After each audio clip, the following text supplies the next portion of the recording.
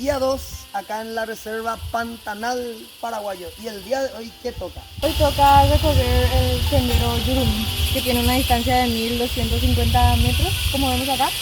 Y vamos a recorrer y podemos observar muchas aves y huellas y muchos mamíferos. El sendero ahora queda en la ribera del río, al costado del río, tipo vamos a ir una parte, hasta una parte y después ya entramos en el bosque. Sí, así mismo. Así como nos comentó Iris, este sendero tiene una distancia de 1250 metros. En un sendero se puede hacer avistamiento de aves, se puede ver huellas de diferentes tipos de animales. También se puede llegar a ver algún animal en el recorrido en el sendero. De esta forma culmina el recorrido en el sendero y este es el tercer sendero que hemos recorrido y el último. Así que mi agradecimiento acá a nuestra guía de sendero, Iris Matoso. Muchas gracias, Iris, por el guiado y el recorrido.